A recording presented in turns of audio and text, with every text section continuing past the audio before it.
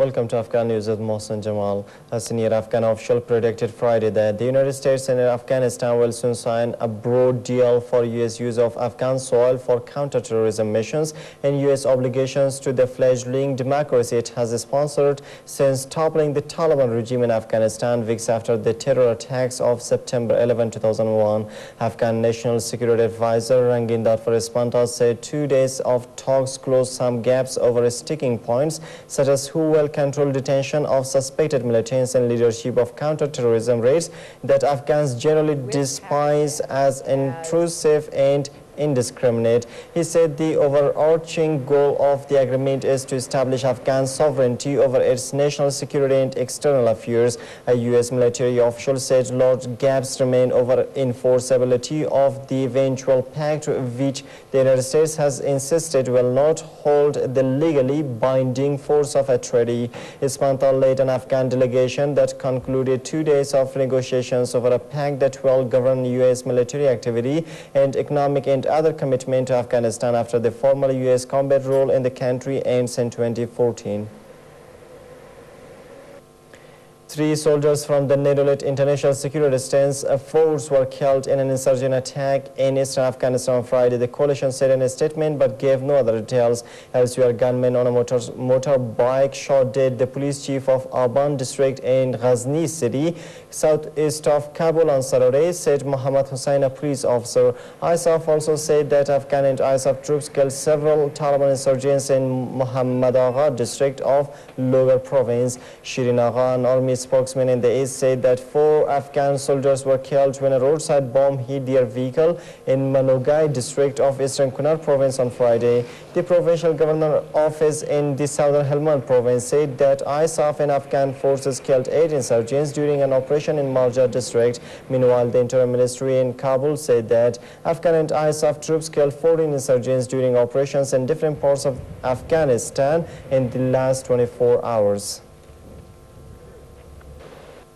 The United Nations can help facilitate peace talks in Afghanistan, UN Chief Ban Ki-moon said Friday, urging the international community not to abandon the nation as troops pull out. Speaking ahead of the 10th anniversary of the September 11 attacks that triggered the Afghan war, Ban also recalled the chaos of that fateful morning, which he witnessed firsthand from the UN headquarters in Manhattan, United States. The UN Secretary General stressed that while foreign combat troops are due to leave Afghanistan by 2014, this should not be seen as a full exit for the global community. He added the international community has an obligation to continuously engage with Afghanistan, even though ISAF members may withdraw their military engagement.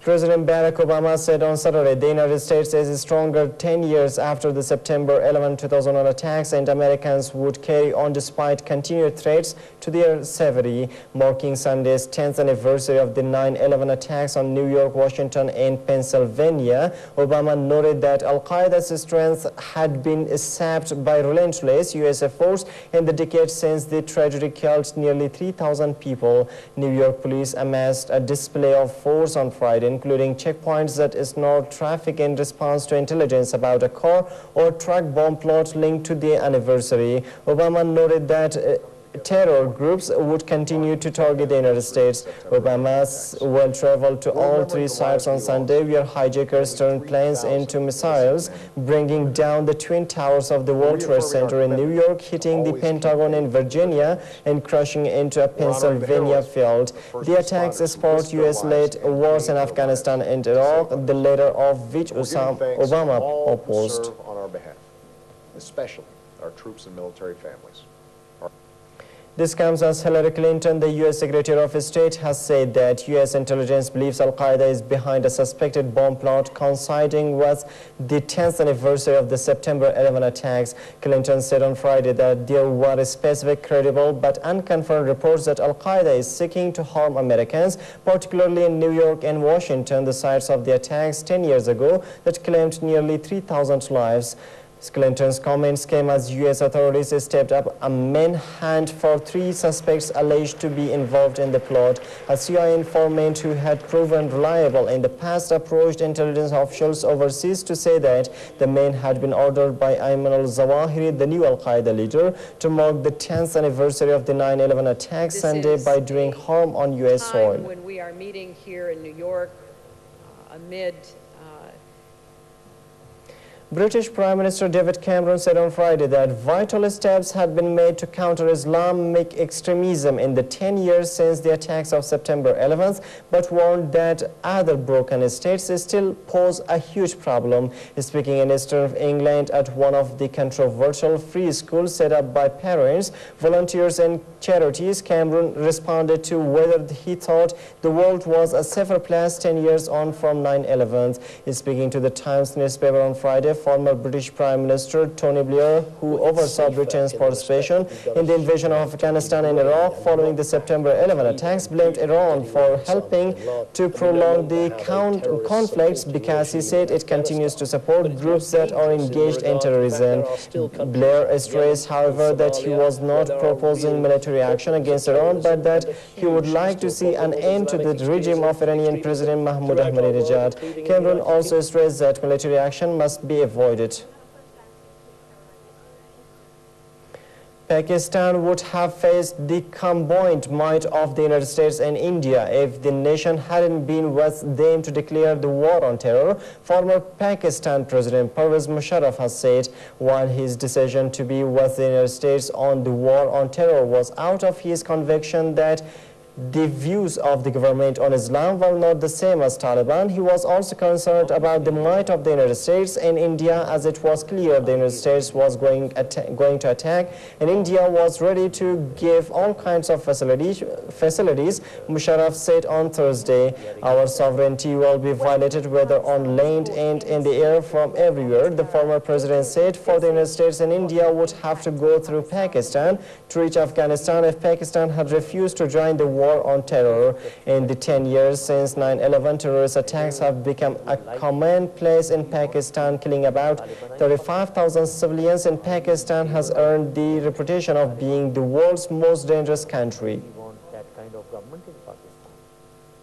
Israel's ambassador to Egypt and senior staff have been evacuated home after protesters stormed a building containing the country's embassy in Cairo on Friday night. Israel's consul for state affairs was left behind to maintain its embassy as Israel weighed its response to the attack by dozens of protesters on the building that houses its diplomatic mission. U.S. President Barack Obama earlier called on Egypt to honor its international obligations to protect the diplomats and told Benjamin Netanyahu, the Israeli Prime Minister, that Washington was taking steps to resolve the situation. The Israeli embassy has been a focus for protests in Cairo amid a downturn in relations since Hosni Mubarak, the former Egyptian president, was ousted from power in February.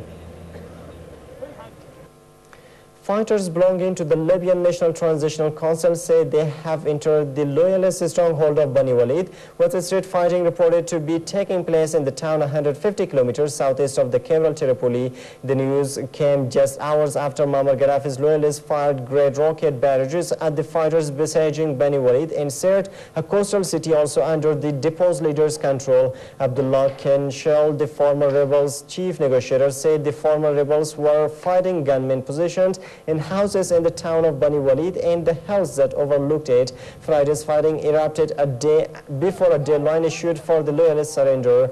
The NTC has given loyalists in Bani Walid and Sirte until Saturday to give up peacefully or face attack, although previous deadlines have been extended to allow more time for talks.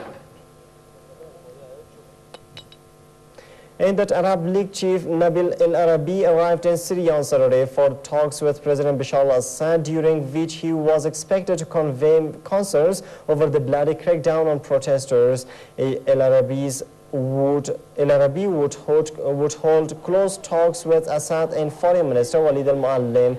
Assad has responded to nearly 6 months of street protests inspired by Arab uprisings with a wave of repression in which the United States The United Nations says 2,200 people have been killed. Authorities in Damascus blame armed groups for the violence and say 500 soldiers and police have been killed since the unrest erupted in the southern city of Daraa in mid-March. The United States and European Union have imposed sanctions on Syria, and regional powers have grown increasingly critical of Assad.